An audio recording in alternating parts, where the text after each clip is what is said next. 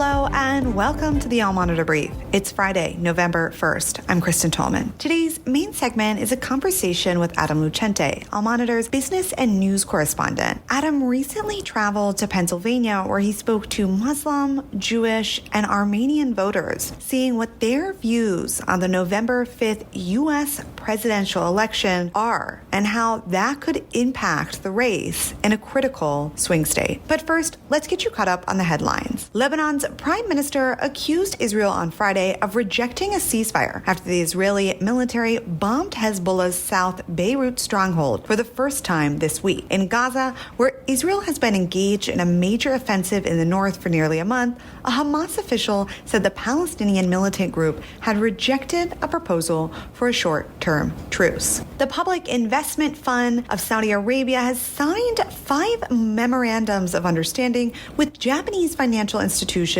worth up to $51 billion. The Saudi Arabia's Sovereign Wealth Fund said Thursday. A French university has severed ties with an Israeli higher education institution, accusing of warmongering stances over the Gaza war, French media reported on Thursday, sparking criticism from Paris. Saudi Arabia's foreign minister said Thursday that normalization with Israel is, quote, off the table until there is a resolution to Palestinian statehood, and clarified that there is no ambiguity in Saudi policy on the conflict in Gaza. And Egyptian President Sisi and CIA Director William Burns met Thursday in Cairo to discuss the efforts towards reaching a ceasefire in the Gaza Strip and a hostage deal, days after Cairo suggested a new proposal to ease tensions in the besieged enclave. As Election Day in the U.S. nears, which happens on November 5th, most of the news is focused on how the U.S. election will impact the Middle East. At allmonitor.com, we cover this extensively, looking at how Turkey, Kurdistan, Israel, Palestinians,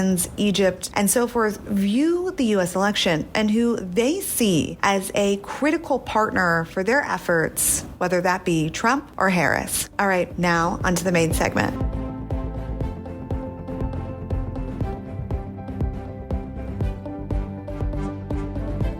Hey, Adam, welcome back to the All Monitor Brief.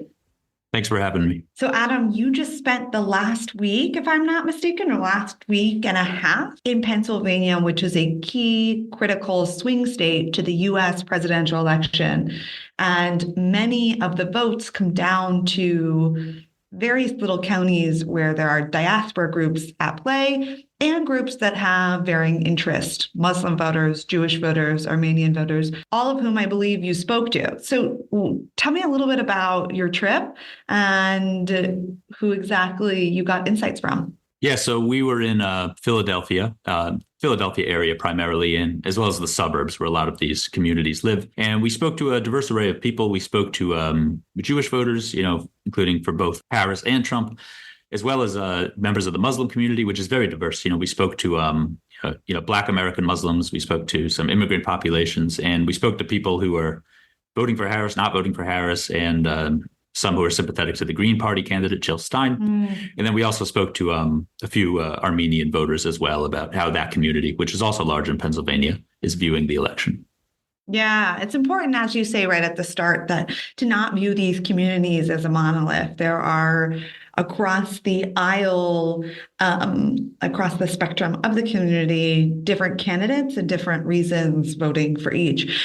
Tell me a little bit about which group you spent the most time talking to, or maybe let's first start with the Muslim voters that you spoke to in Pennsylvania. What did you hear? Especially you mentioned right there, this rise in popularity of Jill Stein. I'd love to hear a little bit about that. Yeah, so we spoke to a few different people in the Muslim community. What one person told me was, there's a dilemma there because, Vice President Harris and former President Trump, they're both seen as pro-Israel. And obviously, the Gaza war and support for the Palestinians is very strong in this community. And that's become more urgent given the events of the last year. So a lot of people are very divided. They don't know who to vote for, at least between the first two candidates.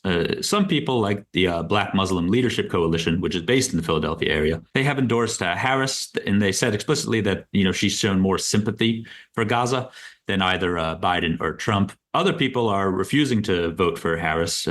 and these are people who ordinarily would have voted for the Democratic Party. We spoke to one group, No Ceasefire, No Vote, who, which is a diverse array of Muslims and, other people. And they said that they will not support Harris until there is a ceasefire enacted or significant policy changes like withholding military aid from Israel. So that's where some people are.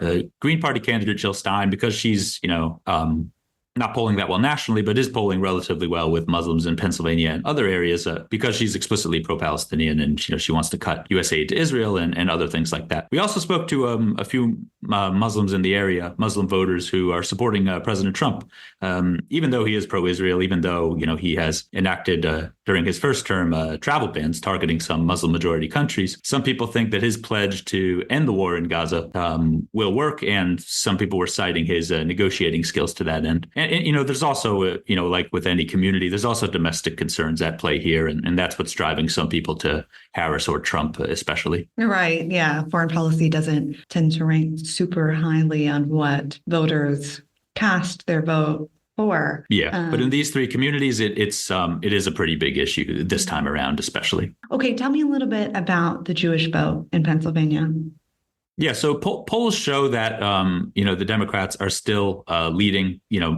Most Jews in America are generally Democrats, and polls do show that Harris is still leading with Jewish voters in Pennsylvania and other areas. So there's still loyalty. I mean, that's partly because of progressive political views that are predominant, at least in some parts of the community. There's also some voters we spoke to who said that they don't have actually a lot of concerns with Harris on the Israel issue. These are some voters who are generally supportive of a two-state solution, but also generally supportive of Israel. Some of these have said that, they trust Harris and, or agree with her call for a ceasefire, as well as her call for Israel to be able to defend itself and for the hostages to be released. But there's other voters who are disaffected with the Democratic Party because of, some of the Biden administration's criticism of Israel.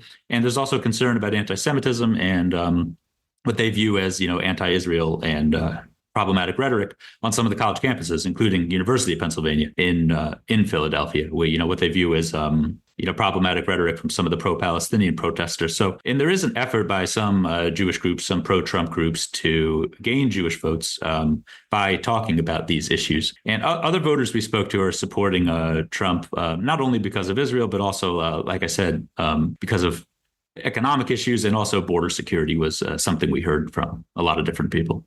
Yeah. And just to get a sense, how many Muslim American, Jewish American voters are in Pennsylvania? There's hundreds of thousands between the two. And, President Biden, he only won Pennsylvania by about 80,000 votes. So these two communities in 2020, so these two communities could play a really pivotal role in deciding the election. Totally. And then you also spoke to the Armenian community, if I'm not mistaken. I'm not as familiar with the Armenian vote. Can you give us just a little bit of background of how the Armenian community has voted in the past and what issues they look for a presidential candidate to speak to or take action on? Yeah, so there are Armenians supporting Trump, there are Armenians supporting Harris, so it's divided in that sense. We spoke to the local representative from the Armenian National Committee of America, and they notably have not endorsed a candidate. And what they said is that their main issues with regards to Armenia and the Armenian diaspora and the policy issues the foreign policy issues that are important to them, they feel that neither candidate has really fulfilled that. And what they're specifically looking for is more support for Armenian refugees from the recent conflict with Azerbaijan in the region. And they would also like to see an end to U.S. military aid and relations with Azerbaijan. So this group, at least, they said that these pledges have not been met by either Vice President Harris or former President Trump, and that's why they have not made an endorsement. But there is, so there's a bit of people who are also having a bit of a dilemma in that community. But there are people in the community who are supporting one candidate or the other for a variety of reasons. Okay, Adam, I just want to know, is there anything that you took away from your trip to Pennsylvania that gave you further insight into how constituents were thinking about November 5th? I think one thing is that, this was about a week before the election. I did meet a few voters in the Muslim community, for example. I met a few who are still undecided. And so I think there's still like votes to be won, and perhaps there's not much the candidates can do now. But Harris and Trump have both been in Pennsylvania recently, and I think there's some people who might make a decision at the last minute, especially in the Muslim community where they have this dilemma if they're supportive of the Palestinians and not knowing who to vote for, because there's concerns that a vote for Stein, the Green Party has not done well at all in the last few presidential elections, even though Trump and Clinton and then Trump and Biden were, unpopular with a lot of people.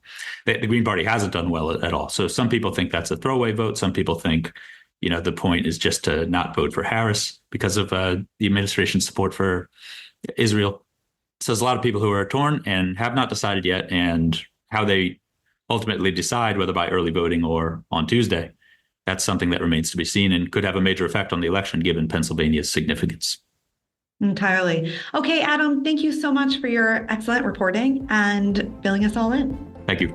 That's it for today. Friday, November 1st, you can read all these stories and more impacting the region at allmonitor.com.